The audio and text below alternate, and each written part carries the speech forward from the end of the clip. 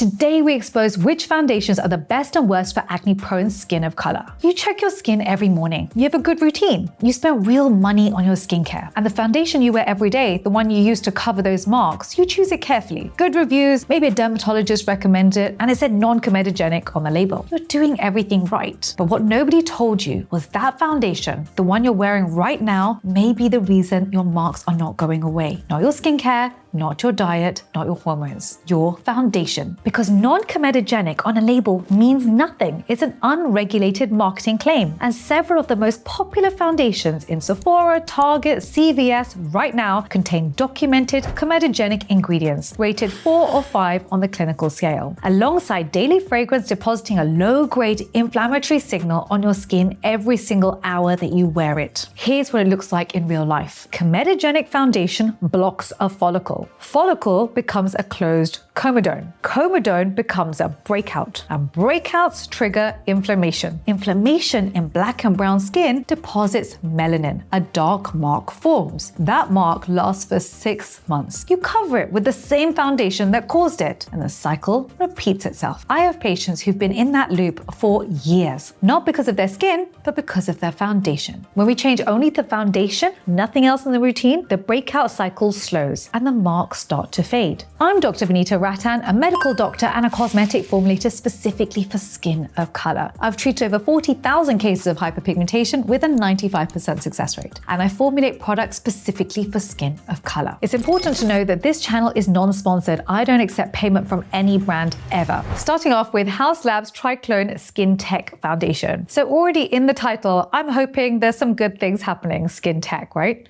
These are my notes.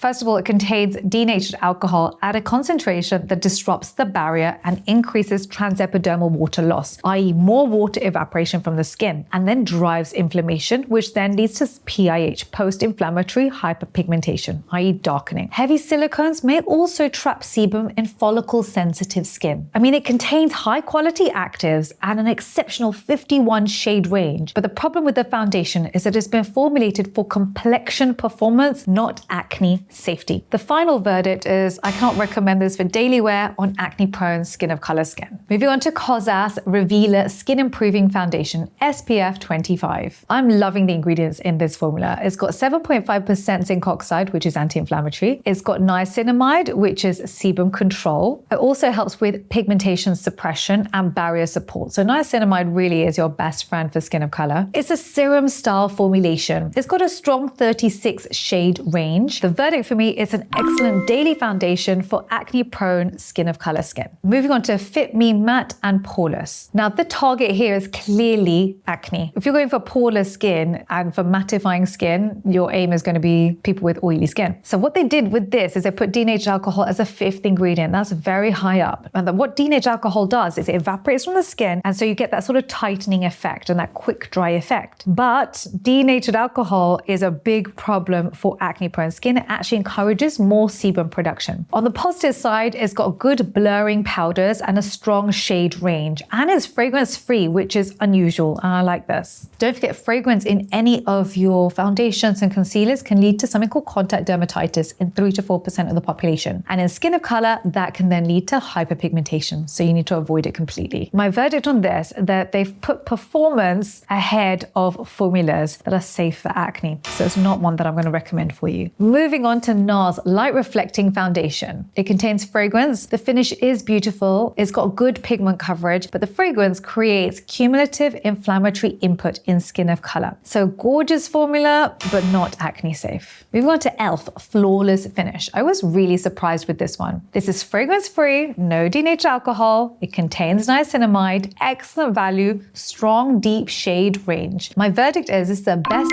budget foundation for acne-prone skin of color. Buy it. Moving on to the popular Armani Luminous Silk Foundation. I was traumatized after I read the ingredients list on this because I've been using it for years, and it's actually very bad for aging skin as well. So in here it's got isopropyl myristate, comedogenic 4 or 5 out of 5, so very high up. They've added fragrance. It's got a stunning finish, but clinically it's problematic. The final verdict is high risk for breakouts and PIH in acne-prone skin of color. Avoid. Moving on to Neutrogena Skin SkinClearing Oil-Free Liquid Makeup. I mean, I'm loving the title. It really is saying all the right buzzwords, but let's see what's in it. Interestingly enough, they went in with 0.5% salicylic acid, which actively treats follicular congestion. I did not expect this in a foundation. It's also fragrance-free, oil-free. For me, this is the only foundation that's actively treating acne while you wear it. I love it. Move on to Too Faced Born This Way.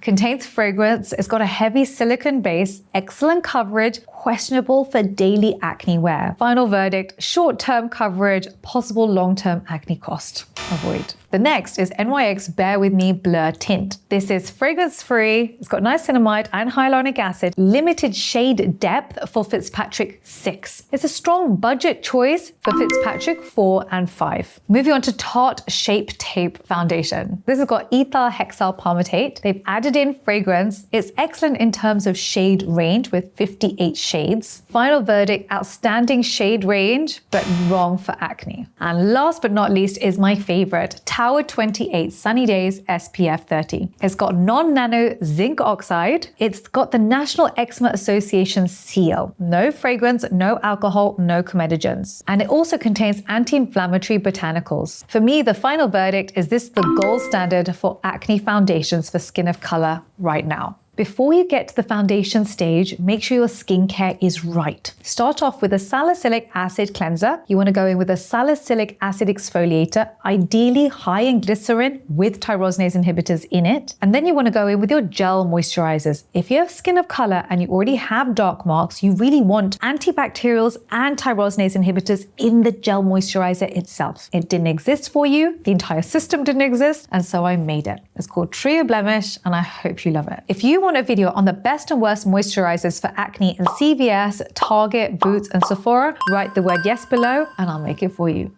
Love, Dr. V. Now you've finished this, you're gonna love this video.